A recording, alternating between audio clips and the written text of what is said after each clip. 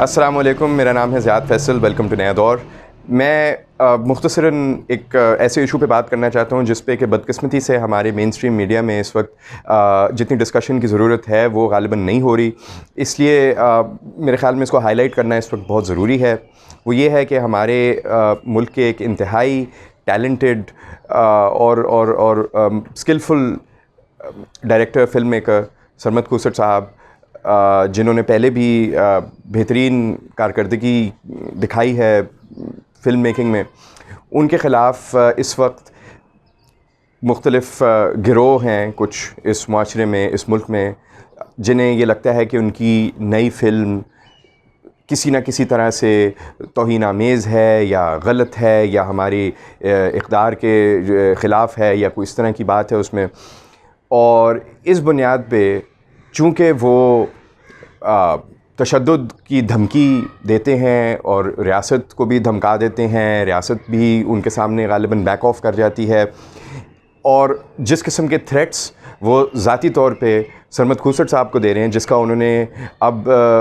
कई बार social media पे पिछले दिनों में उन्होंने ज़िक्र भी किया है। तो उस हवाले से मैं ये कहना चाहता हूँ कि इस चीज़ को रोकना इसलिए भी बहुत ज़रूरी है क्योंकि जो लोग इस वक्त इस चीज़ के ख़िलाफ़ एजिटेट कर रहे हैं या जो अपनी सियासत चमका रहे हैं, जो अपने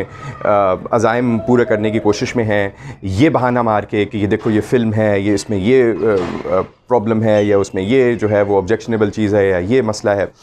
वो दरअसल ख़ुद ना तो संजीदा हैं इस चीज़ के बारे में, क्योंकि ये सिर्फ़ और सिर्फ उनके लिए ये एक आला कार है। इस तरह की गुफ्तगू करना जो है वो सिर्फ़ उनके लिए कन्वीनियंस का मामला है। वो जो मुंह में आया वो बोल दिया और उसके बाद कोई उनको उस पर अकाउंटेबल नहीं करता, कोई उनको पूछने वाला नहीं है, कोई उनको रोकने वाला नहीं है, वो किसी को भी जाएँ थ्रेट्स दे दें। और बल्कि इस तरह के वाक़यात जो है हमने देखा है कि हमारे हमसाया मुल्क इंडिया में भी दौरे हाज़िर में इस तरह की बहुत सी चीज़ें देखने को मिली हैं। मिसाल के तौर पे एक फ़िल्म थी जिसमें अलाउद्दीन खिलजी को दिखाया गया था और राजपूत जो जंगजू थे उनके ऊपर एक कहानी थी, उसका नाम पद्मावती होना था। उसमें दीपिका पादुकोण जो थी वो एक बड़े अहम किरदार में वो उनका रोल था उस फ़िल्म में। और इस इशू को लेके कुछ लोग जो कि एकदम से राजपूतों के जो है वो सबसे बड़े नुमाइंदे बन गए अपनी तरफ से ख़ुद ही, उन्होंने हर किस्म के मुज़ाहरे किए, उन्होंने धमकियाँ दी, उन्होंने रियासत को धमकियाँ दी, उन्होंने अथॉरिटीज़ के अलावा उन्होंने फ़िल्म के डायरेक्टर को धमकियाँ दी, हत्ता कि उन्होंने दीपिका को ग़ालिबन ज़िबा करने की भी इस हद तक वार्निंग वो दे चुके थे कि इस हद तक यानी वो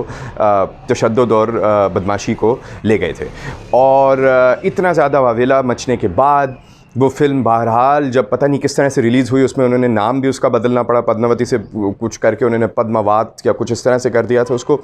एंड में जब वो फ़िल्म रिलीज़ हुई, जब लोगों ने वो देखी, तो उसी ग्रुप ने जो कि सबसे आगे था इसके ख़िलाफ़ एजिटेट करने में और लोगों को वर्गलाने में और धमकियाँ देने में, उन्होंने फिर इस बात को तस्लीम किया कि दरअसल उनसे गलती हो गई थी, वो बेसिकली ऐसे ही छोड़ रहे थे और उन्होंने अगर वो फ़िल्म ये पहले देख लेते तो उनका शायद कोई और ओपिनियन होता। ये उनकी अपनी गुफ्तगू, ये मैं अपनी तरफ से नहीं बनाया। उन्होंने यहाँ तक उन्होंने ये कहा कि बल्कि इस फिल्म में तो उन्होंने राजपूतों को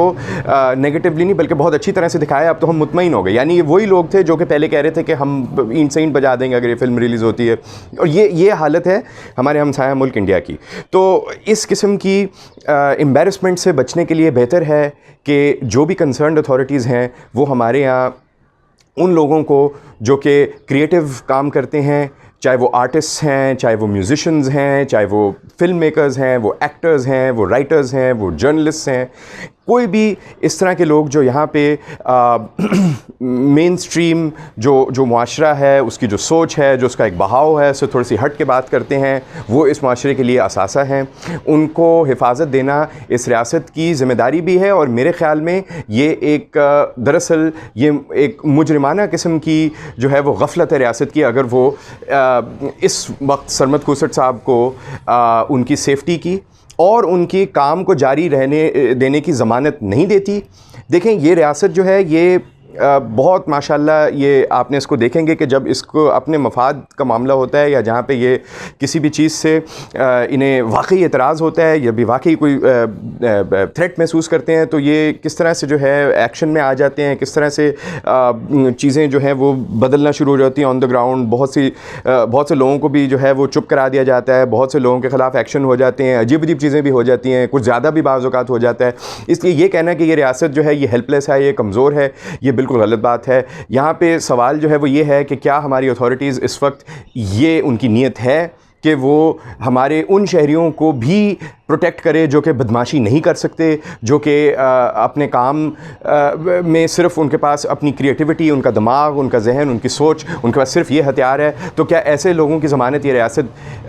देती है या नहीं देती? सवाल ये है। लिहाजा मेरा ये ख़्याल है कि इस वक्त तमाम मुहज़्ज़ब पाकिस्तानियों के लिए ये ज़रूरी है कि ना सिर्फ वो सरमद खुर्शीद साहब के साथ इज़हार यकजहती करें और उनके साथ खड़े हों, बल्कि इस रियासत को भी उससे ये मुतालबा करें और बल्कि उसको मजबूर करें कि वो सरमद खुर्शीद साहब को सेफ़्टी की तमाम गारंटीज़ दें और इस किस्म के शरपसंद अनासर को रोकें। शुक्रिया।